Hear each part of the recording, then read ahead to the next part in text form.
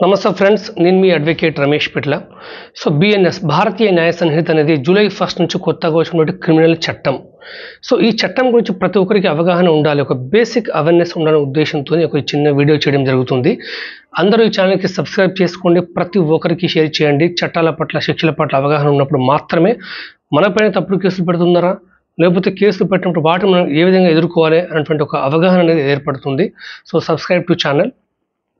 ఇకపోతే మన దేశంలో ఎక్కువ జరిగేటువంటి నేరాలు ఏంటంటే మతానికి సంబంధించిన నేరాలు జరుగుతాయి. సో ఐపీసీ సెక్షన్లో 295 ఏదైతే ఉందో, అంటే ప్రార్థనా స్థలాన్ని పాడు చేయడం ఏదైతే ఉందో, ఇప్పుడు అది బిఎన్ఎస్ సెక్షన్ 298గా మారింది. ప్రార్థనా స్థలాలు పాడు చేయడం అంటే ఏంటి?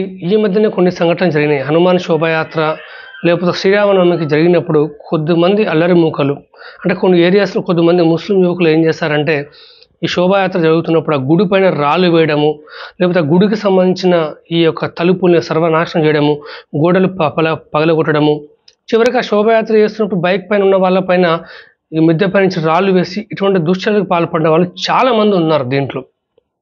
ఇదే విధంగా అంటే కేవలం ఒక మతం గురించి నేను చెప్పట్లేదు, కొద్ది మందిని మాత్రమే చెప్పాను, అందుకే స్పష్టంగా.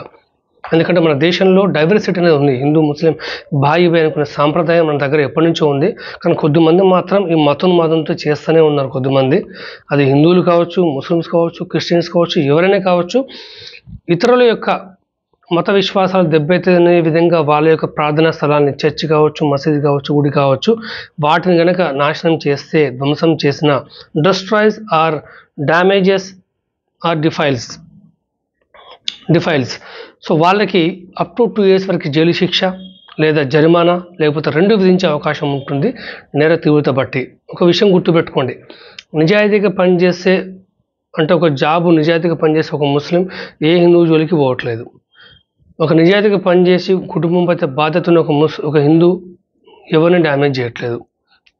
తన పని తాను చేసుకున్న ఒక క్రిస్టియన్ ఏం చేయటంటే, ముఖ్యంగా ఏదో ఒక ఉద్యోగం చేసుకుంటూ కుటుంబం పట్ల బాధ్యత ఉన్నవాడు ఎవడు మిగతా వాళ్ళ దాంట్లో వేలు పెట్టట్లేదు. కానీ పని పాట లేకుండా ఖాళీగా ఉన్నవాడు, పాలిటీషియన్స్ మాటలు విను, డబ్బుకు కక్కుతుపడో, లేకపోతే కొద్దిమంది అన్నీ ఉన్నా కూడా మత పిచ్చితో, అంటే కొద్దిమంది చూసాం, చాలామంది ఉగ్రవాదులు ఆ మధ్యలో బెంగళూరులో అహ్మద్ కావచ్చు, లేకపోతే నార్త్ ఇండియాలో ఒక అతను సిరాజ్ కావచ్చు, ఇలా కొద్దిమంది ఈ మత పిచ్చితో ఏం చేస్తున్నారంటే బీటెక్, ఎంటెక్ ఇవన్నీ చదివినా కూడా చాలా చాలా చాలా అన్యాయాలు, అక్రమాలు చేస్తున్నారు, మత విద్వేషాలు సృష్టిస్తున్నారు.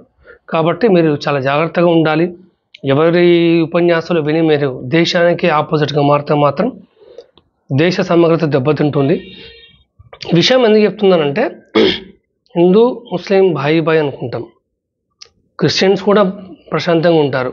కానీ ఎవరి మాటలో పట్టుకొని మన మధ్యలో మనం గొడవలు పెట్టుకోవద్దు.